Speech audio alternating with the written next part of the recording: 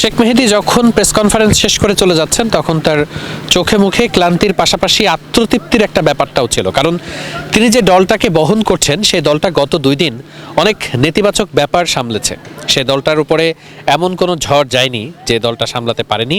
শেষ পর্যন্ত সেই দলটা মাঠে প্রথম ম্যাচেই নোয়াখালী এক্সপ্রেসকে হারিয়েছে, চট্টগ্রাম রয়্যালসের কথা বলছি।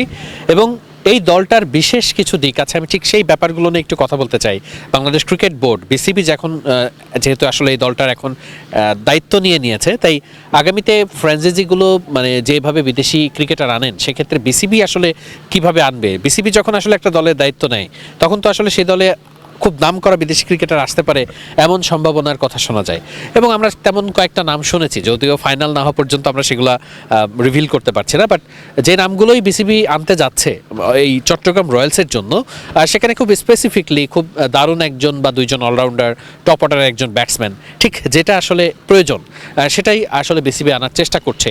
এবং সেটা যদি বিসিবি শেষ পর্যন্ত আনতে পারে, যেমনটি শেখ মেহেদী প্রেস কনফারেন্সে বলেছেন যে আগামী ম্যাচ থেকে তারা 4 জন বিদেশি ক্রিকেটার নিয়ে নামতে চান বা নামতে পারবেন বলে প্রত্যাশা করছেন, সেটি যদি হয় তাহলে শেখ মেহেদীরা কিন্তু ভয়ঙ্করতম একটা দল হয়ে উঠতে পারেন, সেই সক্ষমতা তাদের আছে।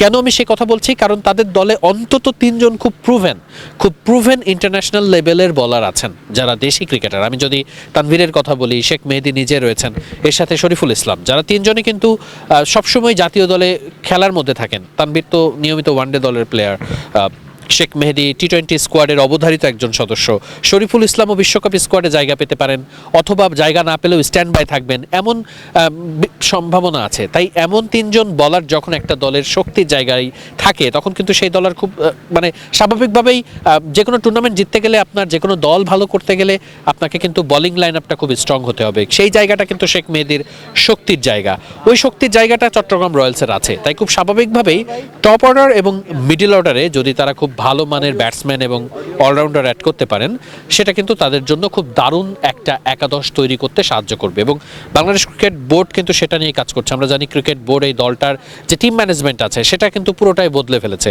সেখানে হাবিবুল বাশার সুমন এসছেন টিম ডিরেক্টর হিসেবে কাজ করছেন, তিনি সব প্ল্যানিং করছেন কাকে নিলে ভালো হয়। তার কিন্তু একটা হিউজ এক্সপেরিয়েন্স আছে। আমরা জানি বাংলাদেশ ক্রিকেট দলের জাতীয় দলেরও তিনি নির্বাচক প্যানেলের সদস্য ছিলেন, লম্বা সময় ধরে তিনি বাংলাদেশ দলের অধিনায়কত্ব করেছেন, এবং নাফিজ ইকবাল সেই দলের সঙ্গে যুক্ত হয়েছেন টিম ম্যানেজমেন্টের অংশ হিসেবে।